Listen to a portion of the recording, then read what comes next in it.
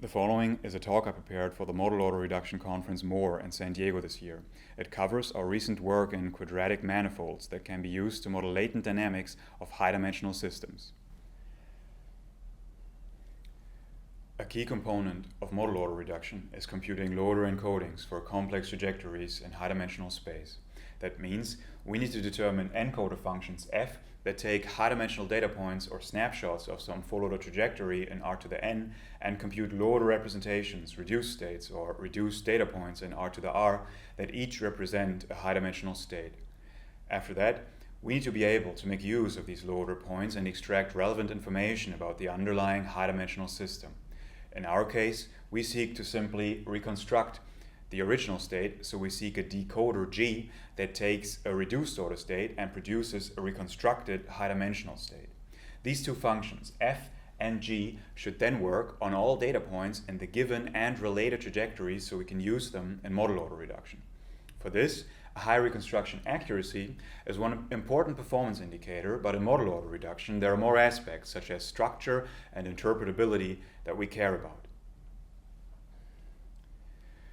A popular and very interpretable method that gives us the best linear reconstruction is based on the singular value decomposition or principal component analysis. For this, we collect the vectorized snapshots of our trajectory in a data matrix and then compute its singular value decomposition, which consists of orthonormal left and right singular vector matrices phi and psi, as well as the sorted diagonal singular value matrix sigma.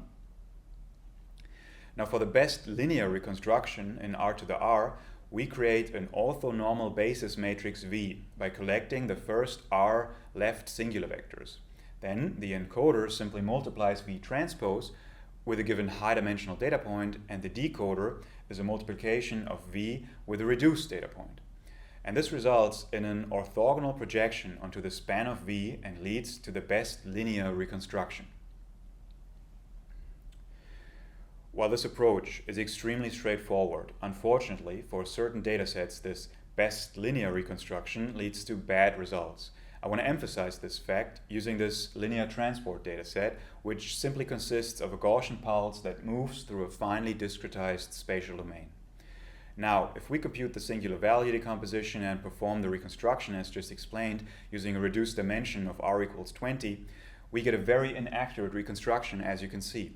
Also, if we look at the relative errors for an increase in reduced dimension, we see that the error decays only very slowly. Throughout this talk, this error is always computed as the relative difference of the reconstruction and given data on a related test dataset that is not used during training. This slowly decaying reconstruction error for transport-dominated data is a well-known phenomenon, and common advice in the literature is to use nonlinear reconstruction and nonlinear model order reduction methods in this case. And in this talk, we do exactly that, and we focus on quadratic manifolds, which have received a lot of attention recently. In particular, we built on work by Jolene, Wright, and Wilcox from last year.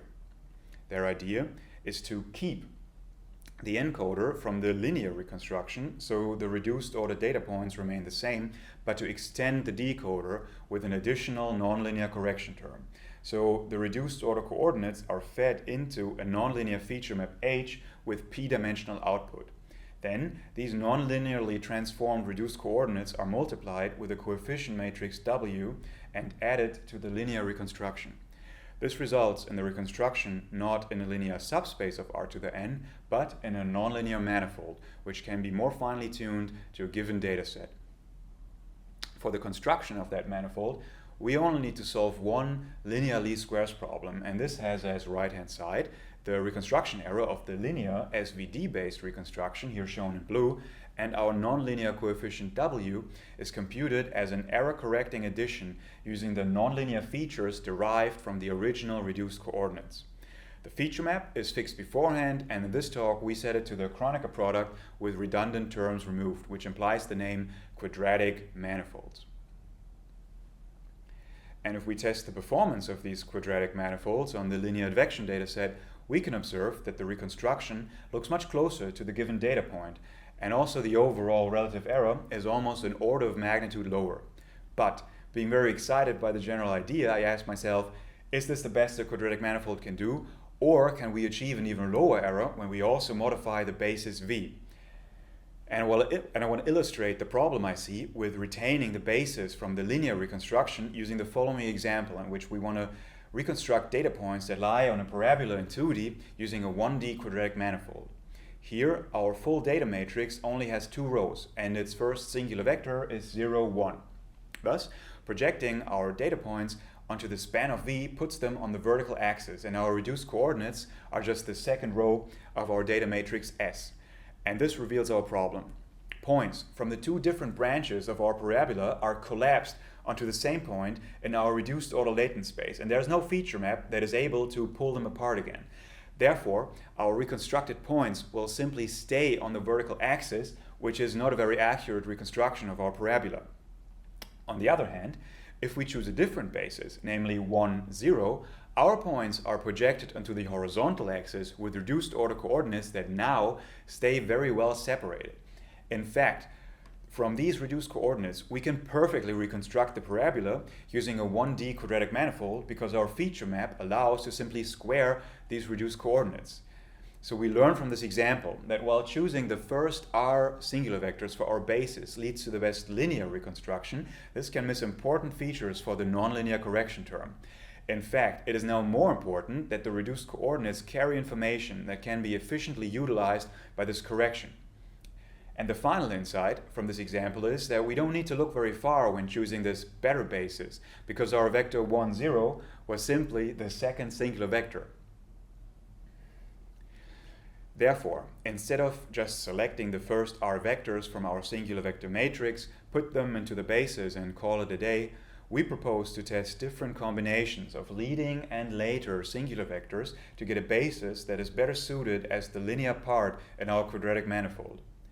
Unfortunately, the number of combinations that we could check is so large that we cannot test them all, so instead we propose to perform a greedy search and incrementally construct our basis V, and this works as follows. In the first iteration, we test each singular vector one by one and see which leads to the lowest reconstruction error when used in our quadratic manifold. For this, we can simply solve the least squares problem that computes the coefficient W, because this also provides us with the reconstruction error. Once we've found the best vector to use, we fix it and store it as our first basis vector. After that, we search for the singular vector that, in combination with the fixed one, leads to the best reconstruction. And once we have it, we fix it as well. And then we do this again and again and again until our basis is complete and we obtain our greedily constructed R-dimensional quadratic manifold. Now, if we compare this to the linear and plane quadratic manifold reconstructions, we observe that our greedy approach leads to an increase in accuracy by several orders of magnitude.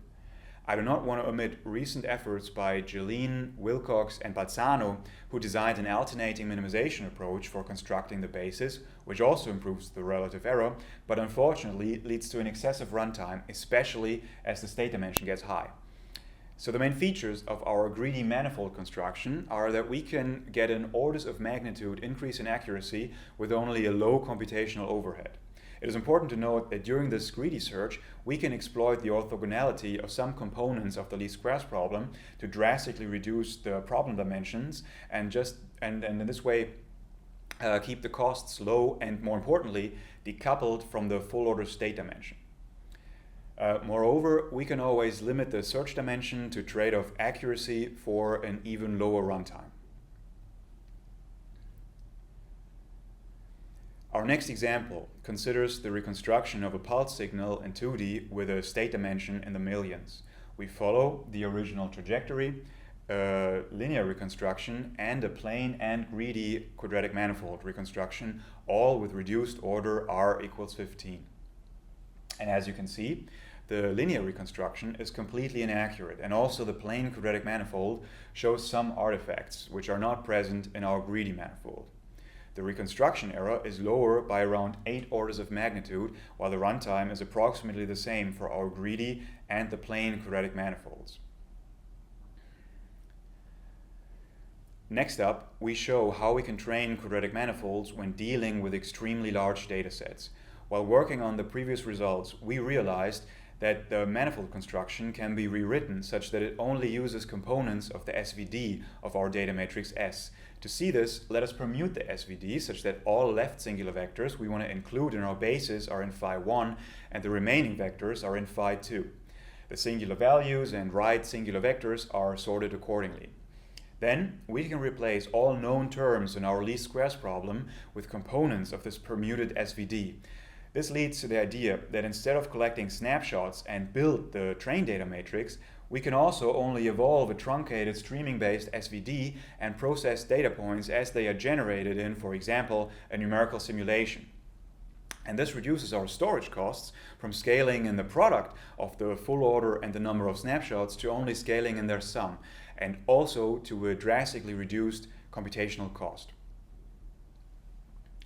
And to illustrate the potential benefits of this approach, we've implemented a Eulerian fluid solver that does not store any states, but only evolves such as truncated streaming-based SVD as the simulation proceeds. And then we only use this truncated SVD to compute our quadratic manifold. And this allows us to do a large parameter variation study for different initial velocity profiles where all simulation data would have taken up one entire petabyte of storage, which is infeasible on our clusters, and also 5 orders of magnitude more than our previous largest 2D wave dataset. However, since we only store a truncated SVD, we can reduce the necessary storage to only around 50 gigabytes, which can be easily loaded and processed in main memory. And in this way, we can compute good approximations to even more complex trajectories, such as this Kelvin-Helmholtz instability, where again, the linear reconstruction leads to visible artifacts, but our quadratic manifold works quite well, which is also seen when we look at the reconstruction error over the spatial domain. Unfortunately, during our experiments, we also ran into some limitations of quadratic manifolds. Our partners at the Los Alamos National Labs, who study subsurface flow for CO2 storage underground, gave us a dataset of 2D trajectories where fluid flows through an uncertain permeability field and so evolves into different shapes across different runs. We saw this as a simple transport phenomenon and thought this would be well suited for our quadratic manifolds. But when we ran our pipeline and compared our results to the linear reconstruction, we did not get any improvements. And to me this was quite surprising, and I wanted to understand why it failed.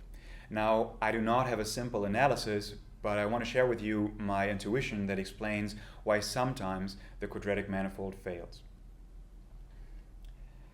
And for this, we need to look again at the least squares problem that computes the quadratic manifold's reconstruction error in its singular value decomposition form. Now, just roughly, when we want to know whether our manifolds will work on a given dataset, we need to know if we can find a nonlinear mapping that expresses the discarded right singular vectors using the included ones, so representing psi 2 with psi 1 and a nonlinearity. And to give a better intuition on that, I'm now showing scatter plots, which show the different right singular vectors on top of each other. Right now, you can see a scatter plot of the first right singular vector and again the first right singular vector of our linear transport data set, which obviously just leads to a straight line. If I now plot the second right singular vector over the first, we can see this more interesting shape. And the further I go to the right in psi, the more interesting these shapes become. But, and this is the crucial point, we always get these clear, well-separated, winding curves, and it's not hard to imagine that with some nonlinear transformation and recombination of some of these curves, we can reproduce another curve.